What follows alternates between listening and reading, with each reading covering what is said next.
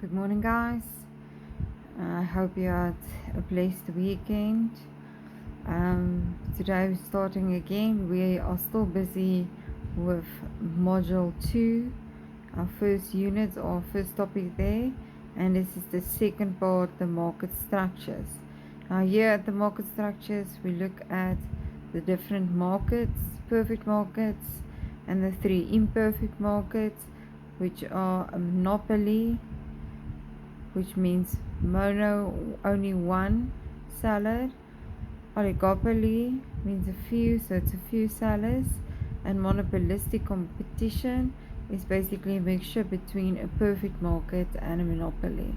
So what is important for you to know from each of the subtopics we're going to discuss here is the characteristics and then the graphs of the monopoly and the perfect market. Right, so first of all, let's just go back to the definition of markets. Markets can exist in any place or circumstance where buyers and sellers make contact with the aim of exchanging information about the buying and the selling of goods and services and determining the quantities that will be bought and sold. So that is the definition of a market. Please make sure you know that. Then the market structures, as I said, we have a perfect market. A perfect market can be, for example, a company that produces computer chips, and also the market for maize or the market for wheat, where farmers normally have more or less the same type of product that they are selling. Monopolistic competition, there you see there's a fight between Coke and Pepsi. That is our retail brands, for example, Coca-Cola and Pepsi. Oligopoly, they say it's a market dominated by a few sellers and that has more buyers.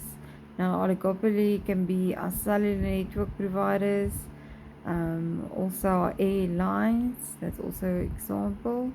So you will see there's a few of them, but not just one, like in a monopoly.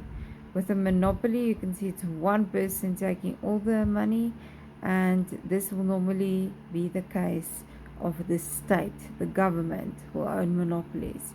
But we've seen now recently that the government are in big trouble regarding their monopolies. If you think about Eskom, Transnet,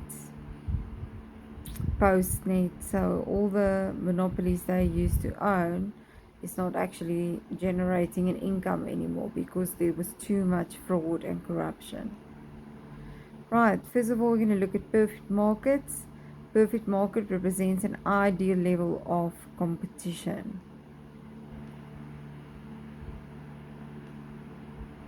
Characteristics of perfect markets, make sure you know them. There are many producers, there are many consumers in the market. Products are homogeneous. Homogeneous means they are the same. Consumers are fully knowledgeable about what's going on in that market. There's no barriers to entry, so anyone can enter that market. So in other words, anybody can be a farmer and farm with maize and then try to sell it. And lastly, no control over prices.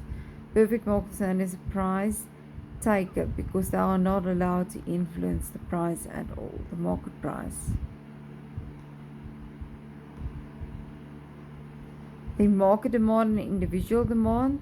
The market demand curve facing an individual perfect market competitor is not the same as the demand curve faced by all producers together in a perfect market. The demand curve faced by an individual producer, a price taker, is normally a horizontal demand curve. This is because the individual producer cannot raise its prices even slightly above the going market price without losing all its customers. On the other hand, the individual firm can sell its total production at the going market price. They can also not really sell it below the market price because then they will lose a lot of money. So all participants in this market, in a perfect competitive firm, will have a horizontal demand curve, meaning the prices are fixed. The prices are fixed through the interaction of market demand and supply. So they cannot ask a price higher than the market price or lower. If they ask higher, they're going to lose customers. If they ask a price lower, they lose profit. The market summation of all producers, slope of the market, the DD curve, and prices. Individual firm is a single firm, slope of the individual DD curve, the price, the revenue per unit, in other words, average revenue per unit. Then additional revenue is known as marginal revenue. Okay, you'll see now why it's important when we look at the graphs, where we actually use them. Okay, as part of your homework for this lesson, I want you to copy this market and individual demand in your books, because we derive the individual firm's demand from the market's demand and supply. When school starts again, I will revise on this again. It's much easier to do it on a board and to do it with you step by step, but for now just get the basics down. Right, so for a market, the whole market, price per unit and quantity always stays the same on those axes. Then my demand curve, alright, you will see a downward sloping demand curve, but my demand curve for my individual firm is then going to be the fixed demand curve. That's why it's a horizontal curve.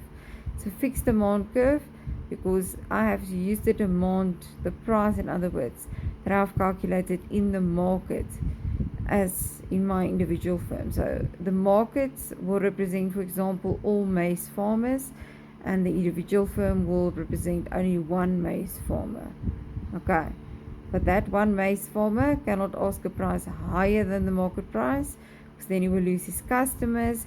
He cannot ask a price lower than the market price, because then he will lose his money. So he has to ask exactly what is the market price. Numbers of producers are not many. This is now impurities in my perfect markets. Cost to moving in and out of the market.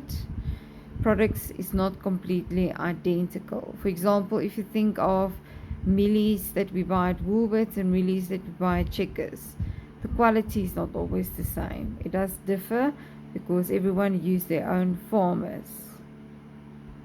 Example of in South Africa of perfect competitive markets is millies or maize, market for wheat, and market for computer chips. A price taker is a seller who cannot influence the market price. That's why they are known as price takers. The horizontal demand curve will always be present with my individual perfect competitive firm. Horizontal demand curve. Why? Because I cannot change the price. The price must be fixed to the market price. If I ask a price higher for my millies than another farmer, they're not going to buy from me. I'm going to lose customers. If I ask a price lower than the other farmers, I'm going to lose a lot of money. They observe the market price and either accept it and alter their production levels or reject it by moving to another business.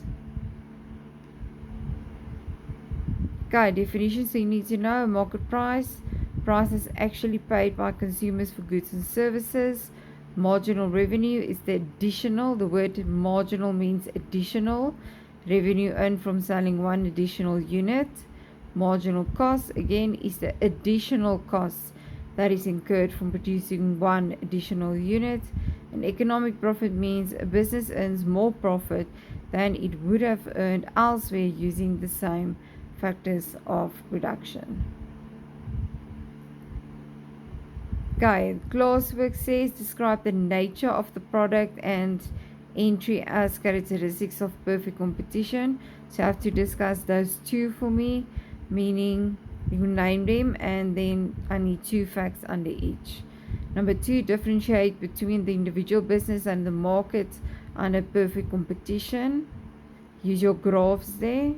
It's on one of your slides for the market and for the individual firm. The individual firm will always have a horizontal demand curve. Number three, why will a firm under perfect competition take a horizontal demand curve? It's because if they charge a price higher than the market price, they will lose their customers. If they charge a price lower than the market price, they will lose money. Right, the market price is a perfectly competitive market and is determined by the intersection of the supply and demand curve. So now they just actually show you how they derived, how did they get the horizontal demand curve. So they first have the normal market price, demand curve, supply curve.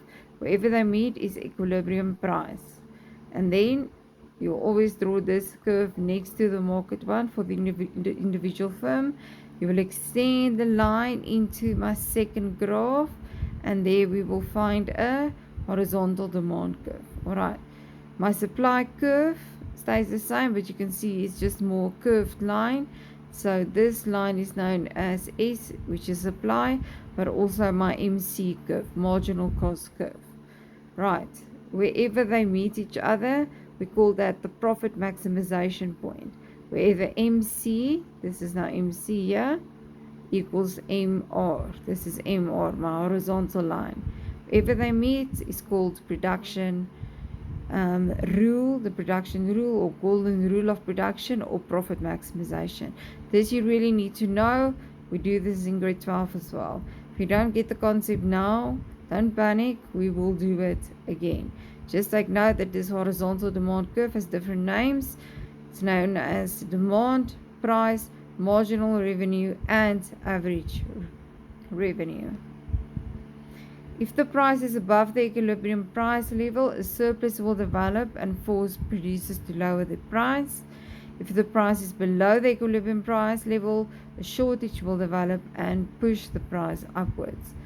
So how much does an individual competitor decide to produce? He must use the market's interaction of demand and supply to decide what to produce and at what price to sell it. Right, so that's it for today. Those questions that was in there, please do that for me as part of your homework for today. And ask if there's something you don't understand. If you're struggling with the graphs, don't worry, we will revise this again.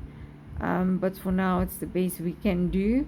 It's going through it like this. And remember to practice your graphs, drawing them, labeling them. That's where you're going to get your marks.